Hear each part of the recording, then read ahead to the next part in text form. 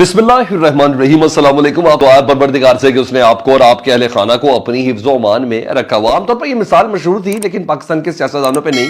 फिर जुबान कहती तो मुझे मुंह से निकाल, मैं तुझे शहर से निकालती हूँ, मगर यहाँ शहर नहीं, यहाँ इक़्तिदार में डालने वाली बात हो रही है। मैं कुछ ऐसी बात खबर आपको भी देने जा रहा हूँ आखिर में आगे चलकर, लेकिन सबसे पहले मैं उस बड़ी और अहम तरीन मुलाकात की बात करूँ जो अब तक नहीं पहुँची है। और मुलाकात की खबर मैं आपको देने जा रहा हूँ जो थी खुफिया, लेकिन फिर उस पे से पर्दा हटा दिया गया। उस अहम तरीन मुलाकात, उस मुलाकात के बाद बिलावल साहब लाहौर पहुँचे और फिर बिलावल हाउस में शहबाज शरीफ साहब से मुलाकात हुई जी।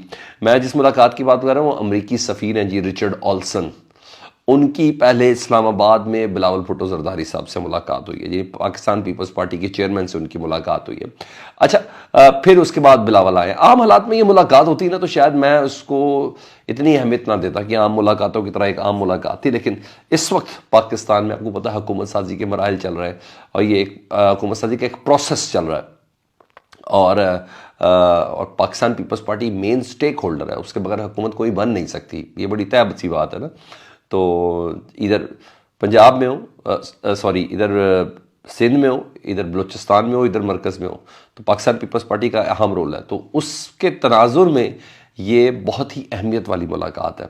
और इसके बाद बिलावल हाउस में आना उनका, लाहौर में अपने वालिद साहब के साथ शहबाज शरीफ साहब से मुलाकात करना, इन मुलाकातों की टाइमिंग को जोड़ा जाए ना तो पता चलता है कि पाकिस्तान में बहुत कुछ पक रहा है। और वो जो एक गालिब इम्कान हमेशा से ज़ाहिर किया कि पाकिस्तान की हुकूमत जो है, मुझे मेमोगेट भी याद है ना बहुत अच्छे से, वो अमेरिका की एक ख़ास पुष्टपनाही हासिल होती है पाकिस्तान की हुकूमत को। तो अभी मैं बस इतना ही बोलना चाहूँगा इस पर, किसी और वक्त बहुत ज़्यादा लंबी बात करेंगे। वो जो एक है ना कि अमेरिका की मर्ज़ी भी ज़रूरी होती है, हर कोई एब्सोल्युटली लॉट वाला थोड़ी होता जी, आंखों में आंखें डाल के बात थोड़ी करता। तो वो ये एक इम्प्रेशन डेफिनेटली इस टाइमिंग पर ये इम्प्रेशन पड़ा है कि कुछ ना कुछ पकड़ा है। और ये खुफिया मुलाकात थी जिसको बाद में ये मुलाकात की खबर बाहर आई है या बाहर निकाली भी गई है, ये भी हो सकता है। और मुझे ज़्यादा यकीन है कि बात जानबूझ के बिलावल साहब की तरफ से, पीपल्स पार्टी की तरफ से निकाली गई है, वज़न बढ़ाने के लिए पीपल्स पार्टी का या पीपल्स बिलावल साहब का, कि देखे हमारे ऊपर अमेरिका का भी साया मौजूद है। तो ये अल्लाह के साए नहीं, अमेरिका के साए पे ज़रा ज़्यादा बिलीव करते हैं। तो देखें रिचर्ड ऑल्सन, अब अभी खबर बाहर निकल गई, अब किस किस से मुलाकात करते हैं, लेकिन बहरहाल ये मुलाकात खुफिया थी। ठीक है जी, इतना मैं आपको बता दूं। अच्छा जी, उसके बाद वो जो कहते हैं ना बड़ा बोल नहीं बोलना चाहिए, मगर बिलावल साहब ने ऐसा बहुत कुछ बोला ना अपनी इलेक्शन कैंपेन के दौरान, मियां मोहम्मद नवाज शरीफ साहब से मुतल्लिक, मुस्लिम लीग नून की तरफ से मुतल्लिक, शहबाज शरीफ साहब से मुतल्लिक, और बड़ा बहुत कुछ बोला, बड़ा सख्त बोला और बड़ी तनकीद की, बल्कि ब्लो द बेल्ट भी कुछ जुमले इस तरह के बोले गए ना।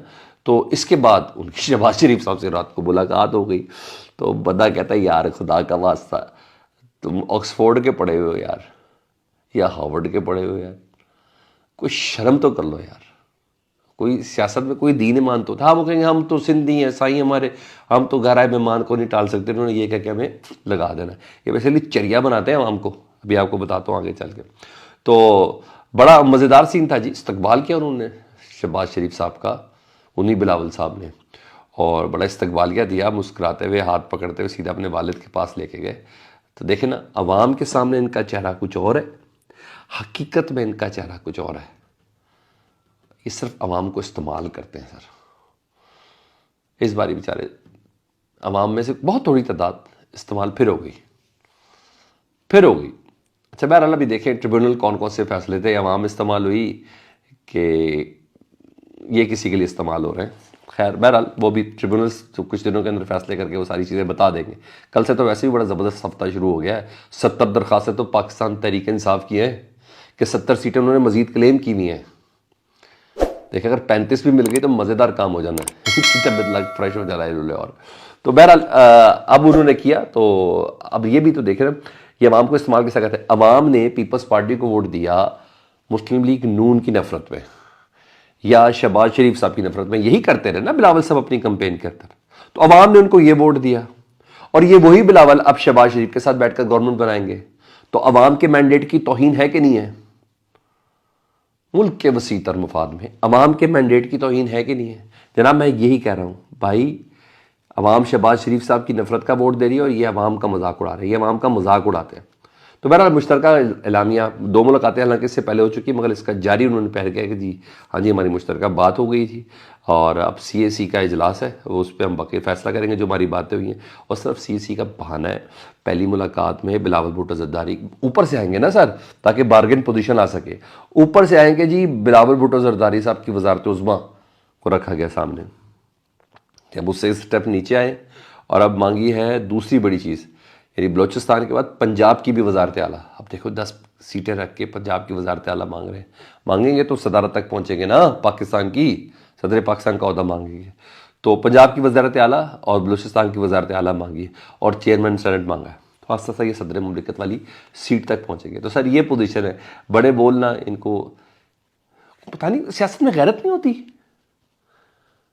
कोई कॉल होता है, कोई जुबान होती है, कुछ तो होता हो, हाँ उसके साथ जेल हो जाती है। ये है जो जुबान पे खड़ा रहता है ना, उसको जेल होती है पाकिस्तान में। अच्छा जी, उधर लाहौर का हल्का 121 खबर आप तक पहुंच गई। शेख रुहेल असगर साहब को जिन्होंने हराया था, पाकिस्तान तहरीक इंसाफ लाहौर के जनरल सेक्रेटरी थे, पाकिस्तान तहरीक इंसाफ के हिमायत याफ्ता थे। वसीम कादिर साहब, बड़ी बुरी शिकस्त दी थी उन्होंने रुहेल असगर साहब को, PTI का सारा वोट उनको पड़ा।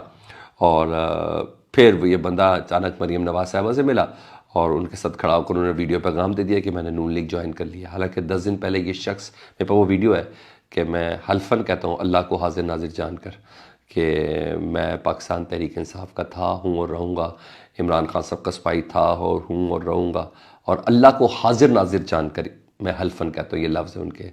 तो ऐसे पे तो अल्लाह की मार ही पड़ जानी चाहिए ना, या तो भाई मुँह से बोलो ना इस तरह के सख्त अल्फाज, इतने बड़े बड़े हल्फन बात करो। हल्फन का मतलब है अल्लाह को हाजिर, जो बस मेरी तरफ से कोई फतवा लग जाना उस बंदे को जो, अच्छा बस। तो भाईजान 10 दिन पहले तो इंसाफ ने ये कहा था, तो और कहा था कि मैं पाकिस्तान तहरीक इंसाफ की वाबस्तगी पर फ़ख्र करता हूँ। बहरहाल ये पहला बाज़ाब्ता, ये बात माननी पड़ेगी, पहला बाज़ाब्ता PTI का हिमायत याफ्ता उम्मीदवार है जो जीतने के बाद नून लीग में शामिल हुआ था। और कुछ दिनों पहले ये खबर ज़रूर चलाई गई थी कि इसको अगवा किया गया, मगर नहीं। हमाद अज़हर साहब जो पंजाब के सदर हैं ना पाकिस्तान तहरीक इंसाफ के, उन्होंने कहा कि नहीं, ये कोई अगवा शगवा नहीं होते, बड़ी भारी रकम लेकर बिकाया है, ये बिल्कुल अखबार नहीं होता। उसको खोकर ही साथ लेके आए थे, मरीम नवाज़ के साथ ये सैफुल मलूक खोकर वगैरह खड़े हुए थे, तो आपको पता है वो भी उनकी ATM है। तो वसीम कादिर नामी शख्स से मुतल्लिक हमाद अज़हर साहब कहते हैं कि सारी उम्र ये सर उठा कर नहीं जी सकता, ये दुनिया के ऐसे कोने में जाके इस पैसे को इस्तेमाल करे जहाँ कोई पाकिस्तानी हो ना, तो ऐसा हो नहीं सकता कि दुनिया के किसी कोने में पाकिस्तानी हो। देखें, ये भी अवाम के मैंडेट की तौहीन है।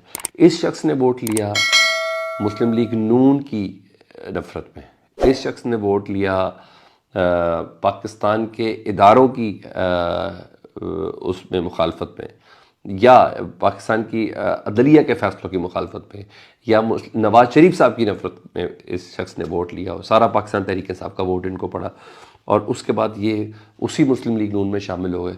तो ये पाकिस्तान के वोटर की तौहीन नहीं है, ये वोट की तौहीन नहीं है, ये लोग हैं।